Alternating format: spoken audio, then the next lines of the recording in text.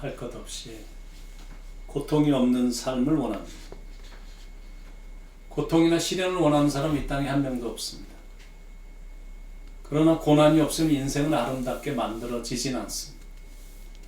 특히 그리스도인의 삶에 있어서는 더더욱 시련을 통해 철도 들고 믿음도 자라고 하나님과 영적으로도 가까워집니다. 그래서 때때로 하나님이 우리로 하여금 파도가 흉흉한 바다 위를 걷게 하시는 겁니다. 7절에 내가 환난 중에 다닐지라도. 이 시를 쓴 다윗은 어떤 환난인 일은 잘 모르지만 견디기 힘든 환난의 시간을 지내고 있었던 것 같습니다. 그런데 너무 신기한 게 뭐냐면 오늘의 시편에서 제일 많이 나오는 단어가 감사라는 단어. 1절에 내가 전심으로 주께 감사합니다. 2절에 내가 주의 성전을 향하여 예배하며 주의 인자하심과 성실하심으로 말미암아 주의 이름에 감사하오리다. 4절 여호와여 세상의 모든 왕들이 주께 감사할 것은. 심한 환난이 계속되고 있는데도 지금은 여전히 다윗은 감사를 하고 있거든. 그게 다윗의 위대함. 오늘은 그 다윗의 위대함을 배우는 거. 첫 번째 뭘 배우냐면 환난 속에서도 하나님을 찬양하는 걸 배우는 거. 1절에 내가 전심으로 주께 감사하며 신들 앞에서 주께 찬송하리이다. 이건 그냥 말하는 게 아니라 굳은 결심입니다. 아무리 환난이 견디기 힘들어도 나는 여전히 하나님을 찬양할 것이다. 2절에 내가 주의 성전을 향하여 예배하며 주의 인자하심과 성실하심으로 말미암아 주의 이름에 감사하오리니 이는 주께서 주의 말씀을 주의 모든 이름보다 높게 하셨습니다. 지금은 성전이 지어진 상태도 아닙니다. 하나님의 성전은 지금 없거든요. 그러나 다윗은 앞으로 지어질 성전을 미리 보며 믿음의 눈으로 바라봅니다. 앞으로 건축될 하나님이 계실 성전을 미리 바라보며 주의 인자하심과 성실하심으로 말미암아 주의 이름에 지금 감사하고 있는 것.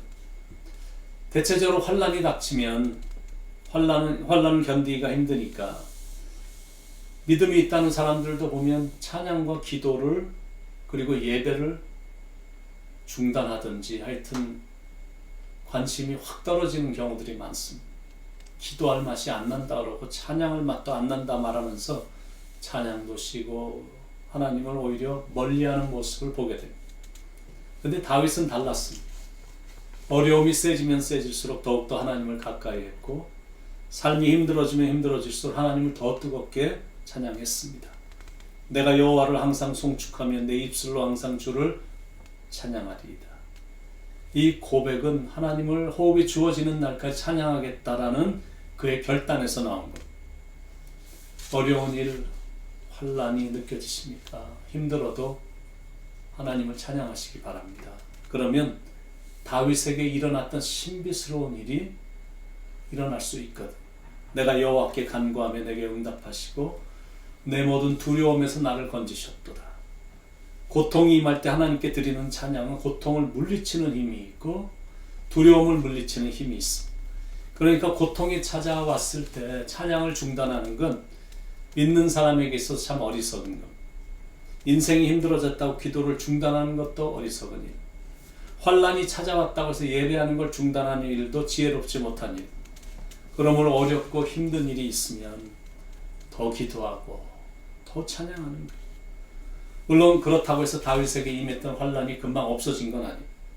그러나 다윗은 찬양을 계속했거든요. 환난이 여전히 자기 주위에 있고 좋지 않은 환경이 자기의 목을 죄고 있었어도 그래서 두려움과 마음의 고통이 있었어도 그것이 하나님보다는 크지 않음을 고백하며 여전히 하나님을 다윗은 찬양했습니다. 그랬더니 이런 응답을 받은 것. 3절에 내가 간구하는 날에 주께서 응답하시고 내 영혼에 힘을 주어 나를 강하게 하셨나이다. 하나님이 격려해 주시고 자기의 영혼에 힘을 주셔서 다윗을 강하게 해주신 것. 영적 교훈 첫 번째. 영혼만 강해지면 걱정할 게 없다. 무엇보다 영혼이 가장 중요하거든요. 그래서 요한 3서에 내 영혼이 잘됨 같이 범사에 잘되고 강건하기를 이렇게 순서가 있고 영혼이 잘되면 되거든. 믿는 사람들이다 영혼이 흔들리면 전 다 흔들립니다. 그러므로 내적인 강함과 영혼의 강함이 있어야 돼. 그러면 어떤 상황도 이겨나갈 수 있거든. 그러기 위해서는 하나님을 늘 찬양하며 살아야 돼. 두 번째, 환난 속에서 하나님의 말씀의 능력을 믿는 걸 우리는 다윗을 통해 배우는 것. 다윗은 유난히 정적들이 많았거든. 다윗을 계속해서 괴롭히는 사람들이 수도 없이 많았습니다. 그래서 늘 괴로웠습니다. 그래서 한편으로는 걱정도 된 거예요. 이 나라가 앞으로 정말 어떻게 될까.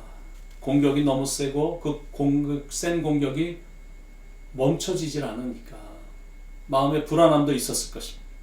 그런데 아무리 그런 상황이 처해지게 돼도 다윗은 절대로 하나님의 말씀을 놓지 않았거든요. 하나님의 말씀을 붙잡고 달려간 거예요.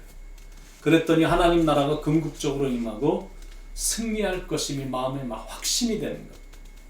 그러니까 우리가 찬양을 드릴 때 너무 이렇게 멜로디만 좋아하면서 즐기면 안 됩니다. 노래만 좋아하면 안 된다는 거예요. 더 중요한 건 찬양의 가사거든요. 많은 경우 찬양의 박자라든지 흥겨운 가락이라든지 어떨 때는 이게 찬양인지 유행가인지 잘 모를 정도로 흥이 나는 찬양들이 있습니다. 그러나 그런 즐거움만 가지고 찬양을 하면 안 된다는 거예요. 그 찬양 안에 담겨있는 메시지를 붙잡고 약속의 말씀을 붙잡아야 돼요. 그리고 그 말씀으로 승리할 것을 확신해야 돼요.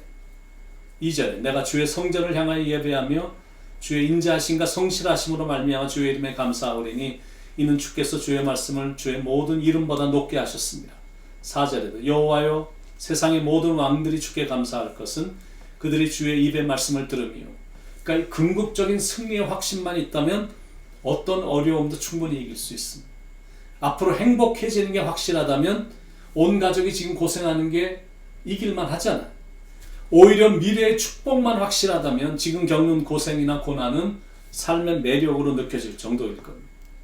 그런 확신과 그런 마음을 갖고 믿음으로 나가는 거예요.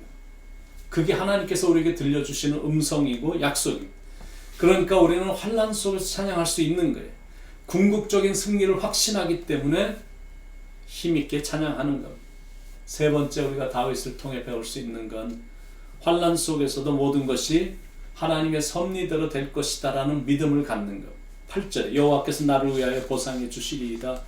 여호와의 주의 인자하심이 영원하오니 주의 손으로 지으신 것을 버리지 마옵소서. 하나님을 굳건히 믿는 거예요. 모든 것들이 하나님의 계획과 뜻대로 되고 있음을 그냥 믿어버리는 거예요. 지금은 비록 불완전하게 보여도 종국엔 완전한 그림이 보여질 것을 믿으며 나가는 거예요. 하나님은 분명한 건 우리를 버리시거나 떠나지 않으시거든. 8절 후반부 주의 손으로 지으신 것을 버리지 마옵소서. 착한 일을 시작하신 하나님은 그리스도의 날까지 분명히 이루어 주실 거거든.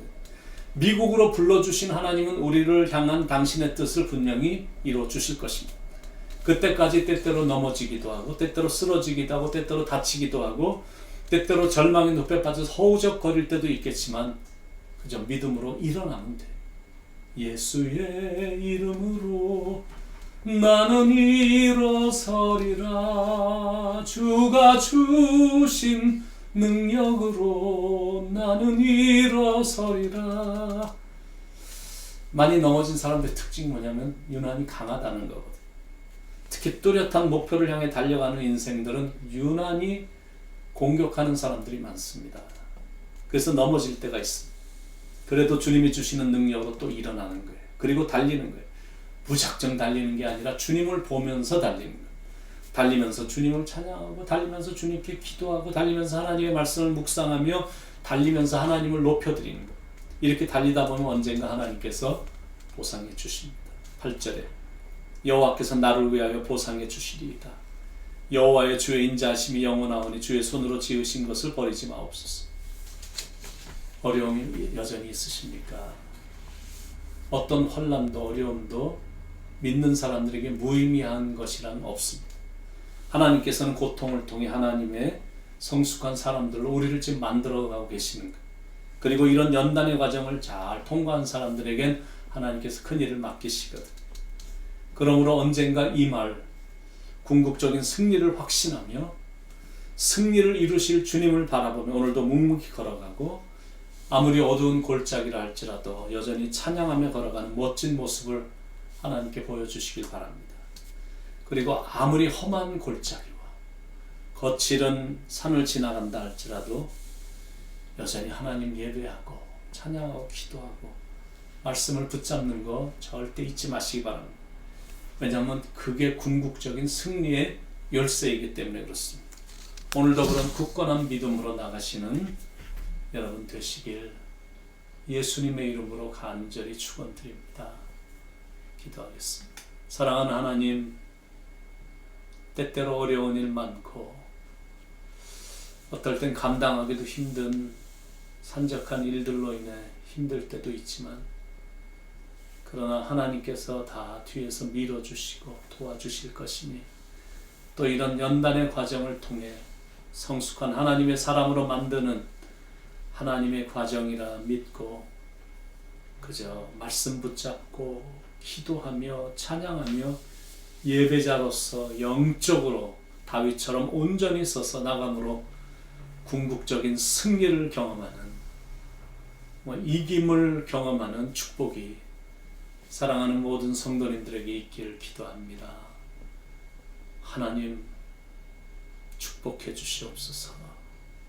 약속하신 대로 버리시거나 떠나시지 않으실 줄을 분명히 믿는데, 혹시 너무 상황이 어려서 두려운 마음이 드는 사람이 있다면 더 센 믿음을 주셔서 믿음으로 다 물리치게 하시고 믿음으로 힘있게 나가서 반드시 이기는 승리의 쾌거를 경험하는 축복이 사랑하는 성도님들에게 있기를 간절히 바라며 사랑이 많으신 예수님의 이름으로 간절히 기도드립니다. 아멘.